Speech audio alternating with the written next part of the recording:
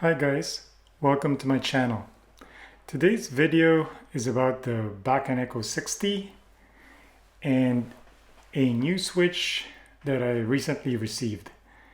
It's with me now for 2 weeks. The Bakaneko60, it's with me for 2 weeks and I really like it. Especially with the latest purchase, which is the Moon V2 linear switches. Before I talk about the Bakaneko60 and the Moon V2s, I would like to say that I will probably do this kind of content and I'm planning to do it once a week, depending on topics I want to discuss. I don't want to call it a review of Keeb stuff, but rather my own personal thoughts and opinion of the subject matter. And I think this hobby has a lot of subjective information from the appearance, as you can see, appearance of the board, the sound, and the feel, the typing feel.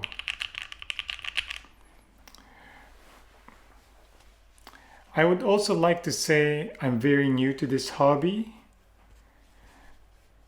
And in a way, I would like to share my experiences so that others may learn from it, hopefully. At this time, all the Keeb stuff I will talk about or I plan to talk about are personally bought by myself, and none of these are sponsored. So here's one for today's video. I joined the Kickstarter campaign for the Keychron Q1 Pro. If I remember correctly, it was early this year. This was when I was trying to search for my first custom mechanical keyboard. I ended up getting the pre-built instead of the bare bones. It arrived this week and I don't want to say it, but I was underwhelmed when I first typed on it. And this is only after around 3 months of getting into the hobby. By the time I received the Q1 Pro, I already have my first custom keyboard. I built it myself, the Geek M1. That was bare bones. I had to, buy my, switches I'd prefer to use on it, keycaps, all that. I've had it for more than a month now, and to add to that, I've also had this, the Bakaneko60, for about 2 weeks. I've had high expectations, and sadly, it did not meet what I thought the board will feel and sound.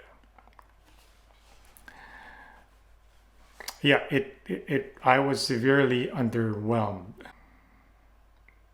It looks good. Yeah, I have to pause there for a second, think about it. It looks good, but the typing feel and sound is very important to me, and it just did not meet my expectations. I can most likely make it sound great, but the disappointment led me to sell it. It seems like a very popular board, because it's sold in less than 24 hours.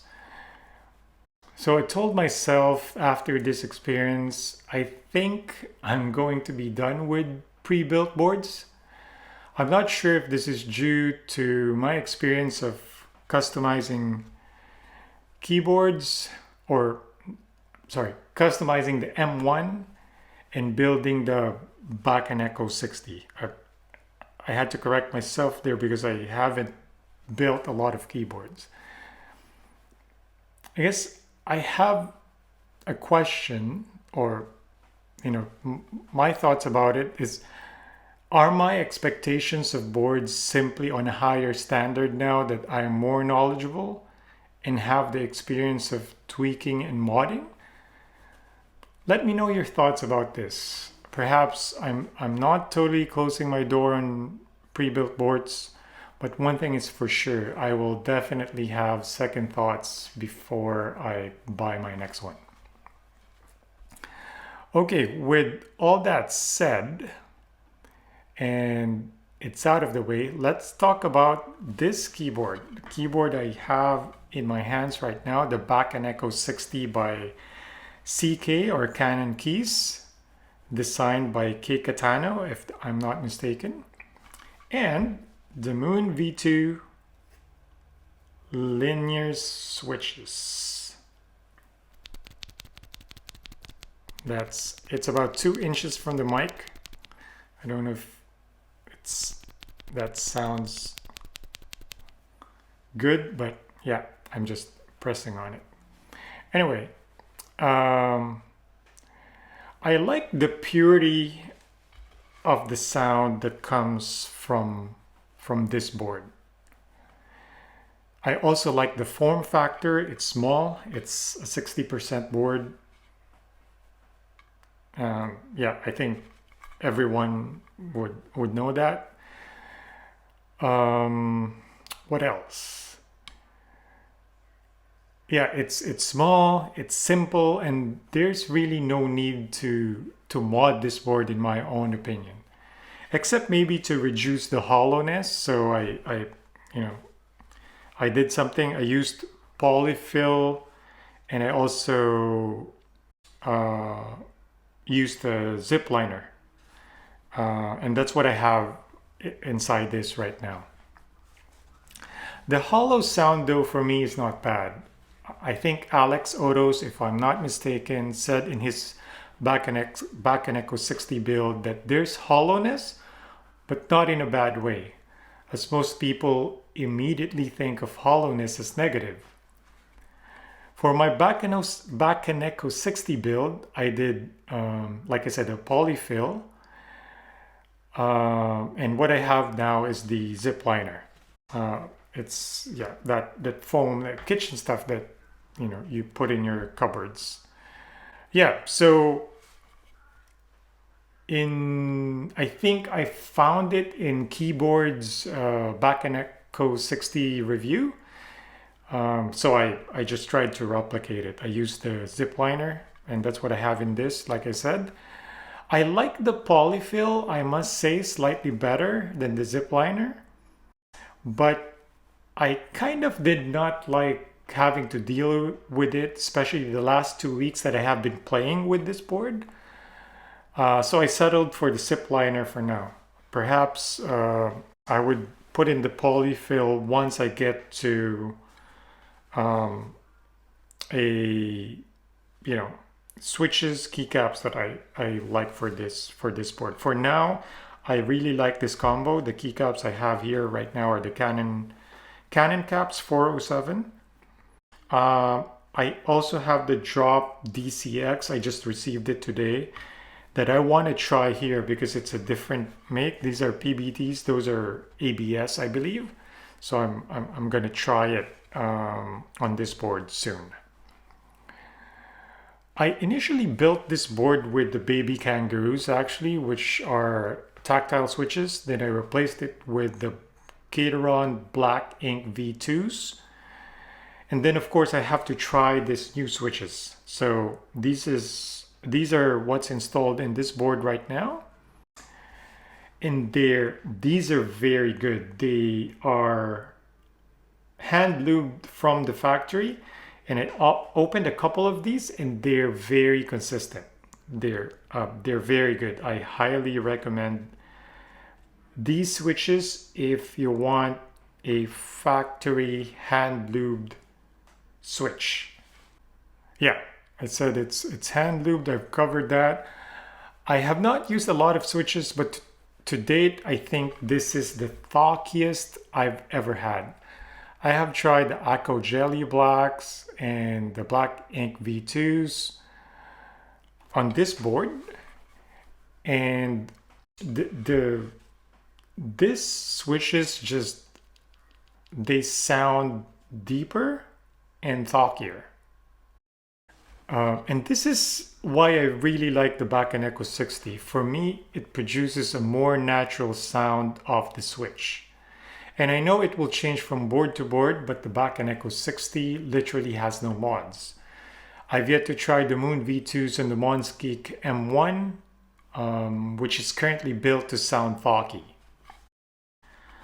So let's kind of do a quick, I guess, sound test so that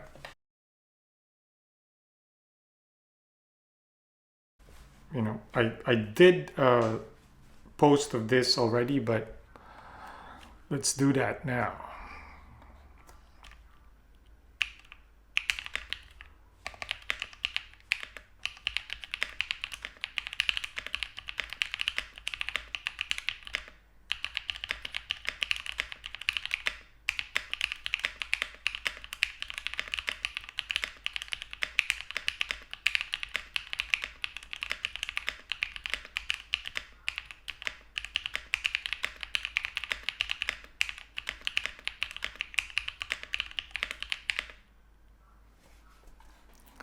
All right, that was a 30-second typing sound test. Yeah, that's how it sounds.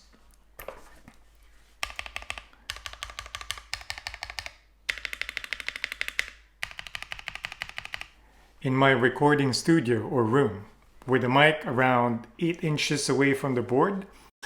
I also must say this, as I think this is very important to know. I think sound tests should really be taken with a grain of salt. If you haven't yet, I search for Near Lucid's video titled "Why Keyboard Sound Tests Are Lies." It explains pretty much all factors that could affect the sound of a keyboard.